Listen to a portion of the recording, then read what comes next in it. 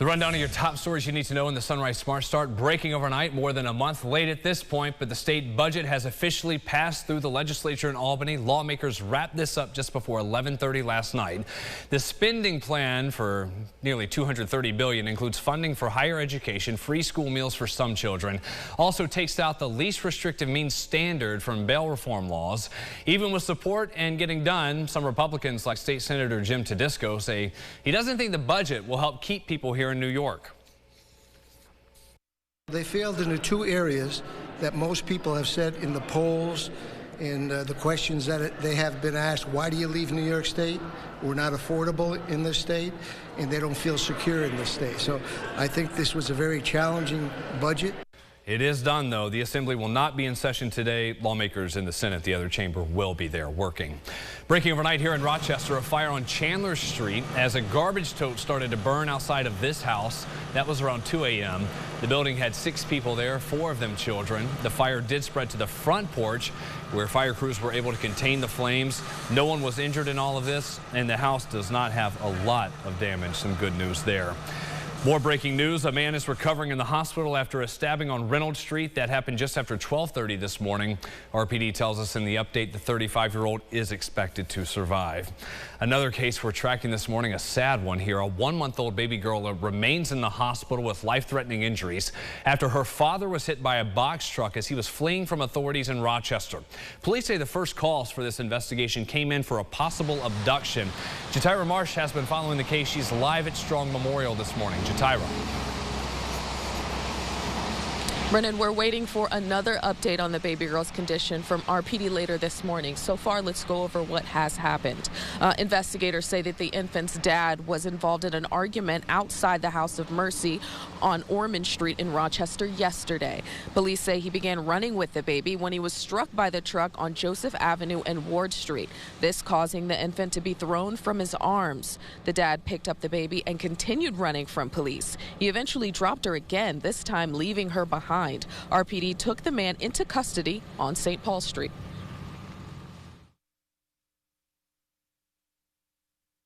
Anybody involved in this situation this is an incredibly traumatic situation to even be near, and so we're trying to work our way through being as patient as we can with some of these interviews and handling people's emotions first, because ultimately at the end of the day this guy's in custody and we could take our time with this investigation and we'll work our way through it as it permits, with especially handling people's emotional tolls. Even the boxer Trevor, I know, is very shaken up by what occurred.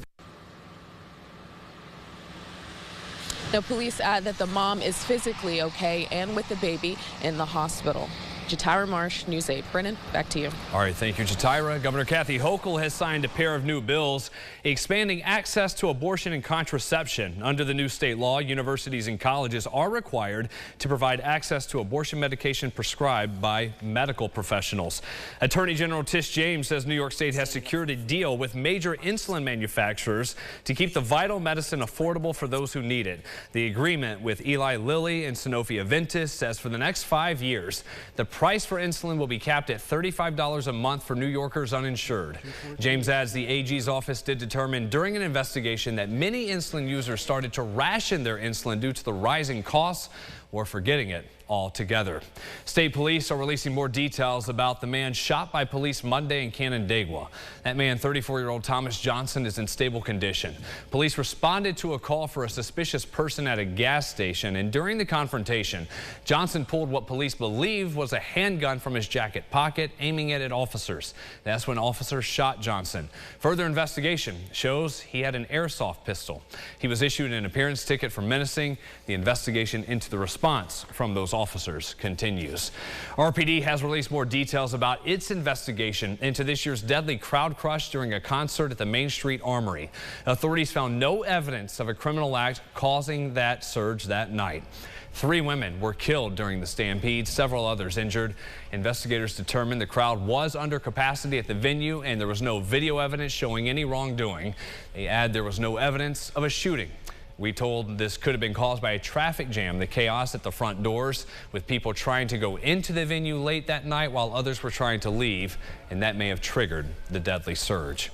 Happening today, RPD Officer Denny Wright will be presented with the DCJS Medal of Valor and the 2019 Governor's Police Officer of the Year Award.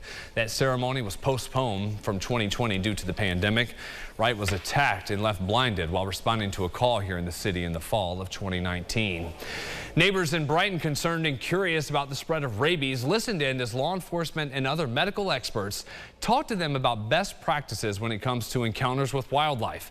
This comes after that rabid fox in Brighton bit several people recently. We heard from one woman who was attacked. She's in the process of getting her rabies vaccinations. Despite concerns, officials at last night's town hall event stressed rabies in humans is rare. The police chief for the department says this is the second time in his 2 decades of service that he's had to deal with a rabies call.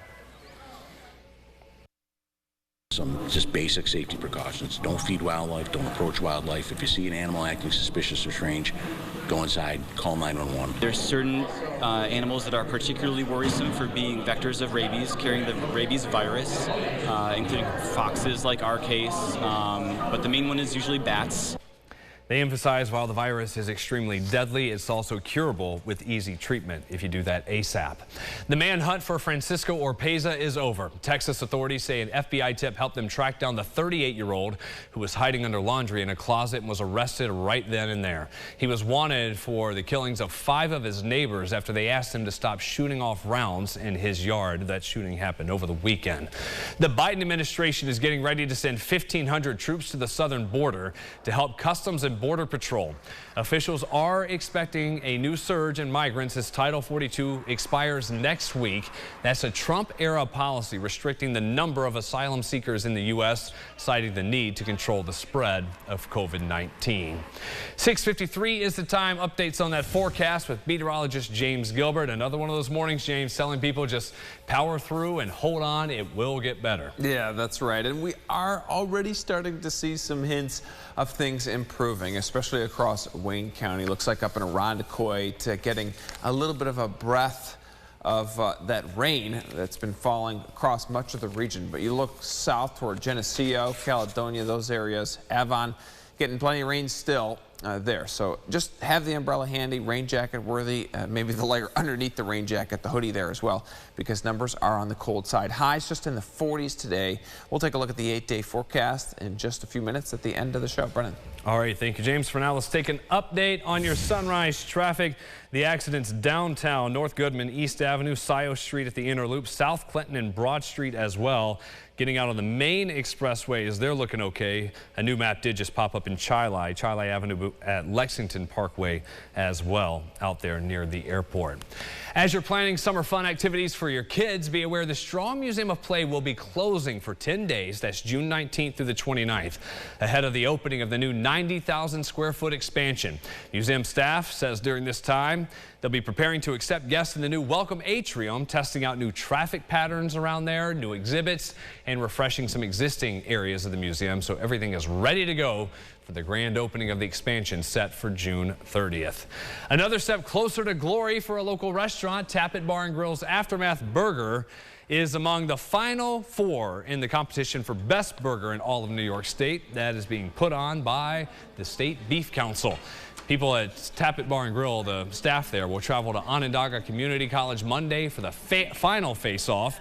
A panel of judges will taste and score each entry to determine the winner. And we're playing out basketball outside on Saturday. Yes. Finally, we will see a relief there. So the weather will improve. Rain jacket today, and know that by Friday and Saturday, we'll dry out, warm up. Sounds good. Thank you, James. Thanks for watching us this Wednesday. Stay dry out there. We'll see you back here in half an hour.